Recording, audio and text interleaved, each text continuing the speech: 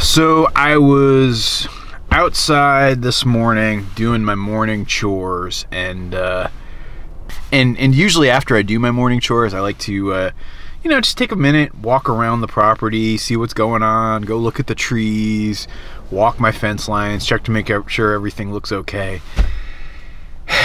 And as I walked around the corner, as I was walking between the woods and the fence between the duck house, this is what I saw.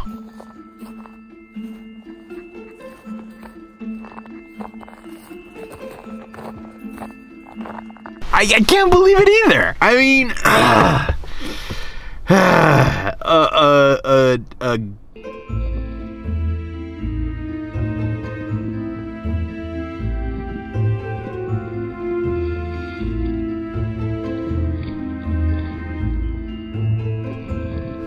I chased him off, walked around for a while, but yeah, bobcats are everywhere. So Allison, where are we going today? Where are we going? I don't know. Where are we going? Do you want to tell everybody where we're going? To see the puppy? Yep. So we're going to see the puppy. I don't think I did a good job with that. Yeah? To see the puppy.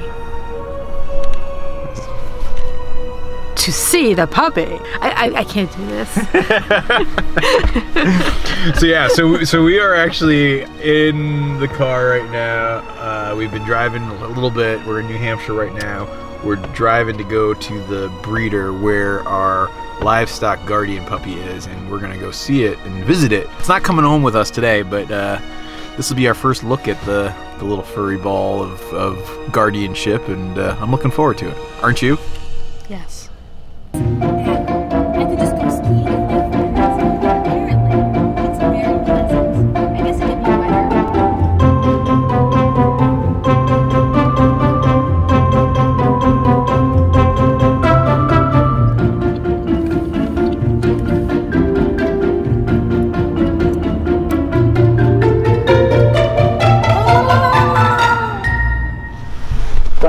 Welcome to Mainline Products. The nights are getting colder, and just in time we've got a huge selection of sweatshirts, hoodies, fleece jackets, and windbreakers. Be sure to get a free sample of fresh fudge. Flavor of the month is pumpkin pie. Thanks for shopping with us. Wow, if this was not $40, I would purchase this immediately. Maybe you can get it anyway. If it brings you joy. Oh, it's a washable stuffed kidney.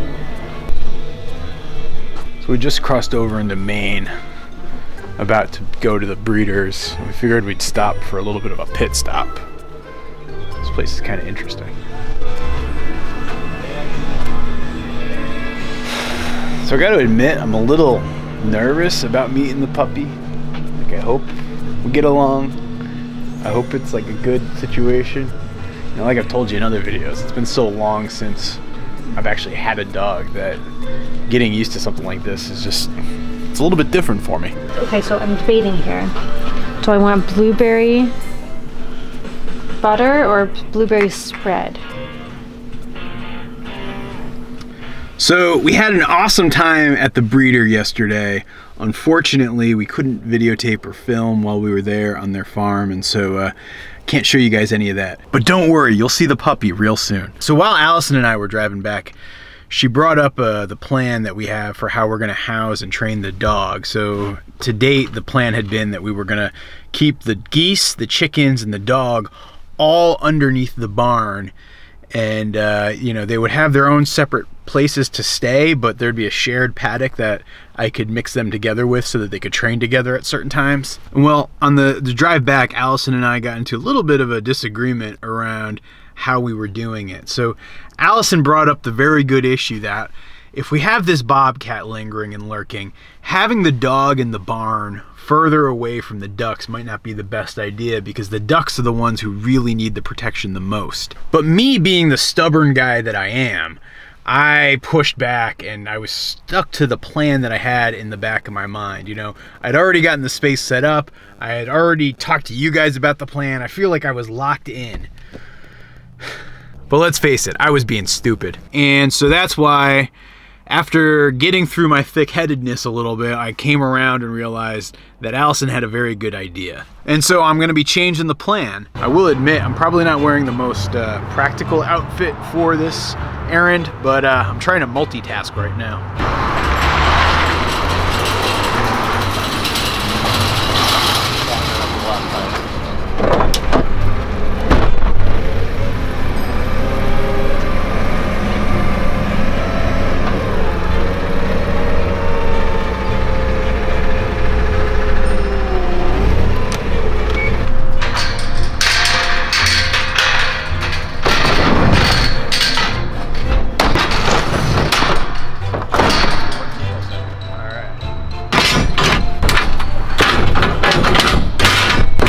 Awesome.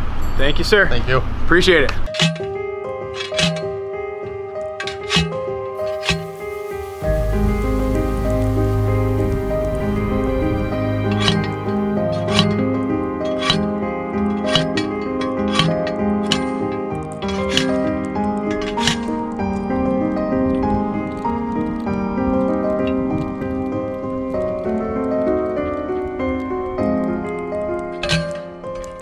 You know, when it comes to Allison and me, we are oftentimes very much the opposites. You know, I'm really the dreamer. I have the big ideas and the big plans and the grand visions. And Allison's the really practical one, the one who's thinking through all the steps, who's thinking about the risks, thinking about what precautions you need to take. And so, honestly, I think we make a great team because we see the world from two different perspectives. What do you guys think, huh? You want nothing to do with this, duh. You know, to be honest, sometimes that creates tension between us.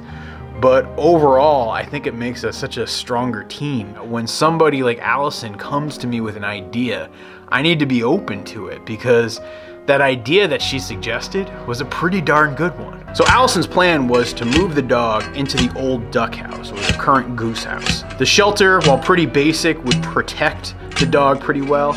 And as we were at the breeder's place, you know, we noticed that the structures that they were keeping the dog and the other animals in weren't airtight at all. In fact, they were pretty loose and open. All really the dog needed was the shelter from the wind and a place to get dry. And I really think I can build that out inside the old duck house. The other part of Allison's plan though, and this is the part that's really genius, it was to build a run for the dog outside and alongside the duck pen. That way the ducks can be outside doing their thing. The dog can see the ducks and practice its job of watching the ducks. It's also relatively close to the woods, which is where all of the predator pressure has been coming for me. And the dog can be acting as a barrier, barking and even having a little bit of a lookout to watch for things coming its way. And so that required me to sit down and work. And so what I've been doing is putting in these T-posts, which will form the outline of the second fence. I will have welded wire fencing that's gonna go alongside it. I'm also gonna use the fence posts that are currently holding up the duck fence to support this dog fence. The idea is I don't want the dog to be able to get to the ducks, but I want the dog to be close to the ducks. And I'll end up wrapping the top of it with electric wire so that the dog knows not to try to jump it or to try to climb it. Because based on everything I've read and seen, that is a potential risk with guard dogs. They might get so into the pursuit of a predator that they might try to jump a fence. We're supposed to get about 10 inches of snow tonight, so it's first decent snowstorm of the year. And I'm glad I was able to get all of the T-posts in. I still am gonna have to navigate getting the welded wire down to the ground, but I don't know, I should be able to do that and just push it down through the snow.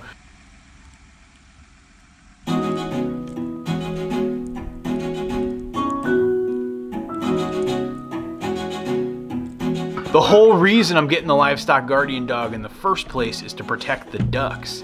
And I'm constantly worried about putting the ducks to bed too late or getting around to it too late, or, you know, putting them out there too early and having something like a bobcat get out there and just chomp them and have a whole duck massacre.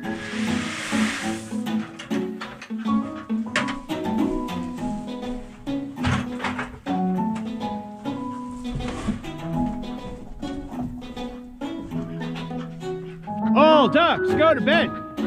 All ducks, go to bed. Come on. Come on, everybody in. Come on.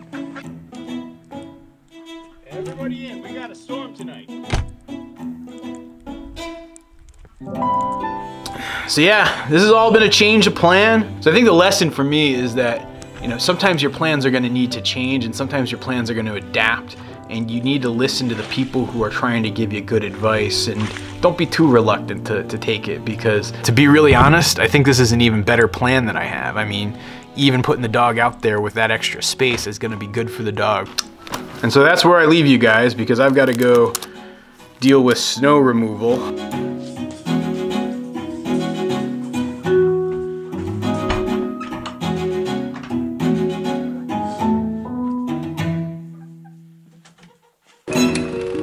Hey cats, oh boy, we got a lot of snow, eh? Oh, little, you're getting covered in snow already.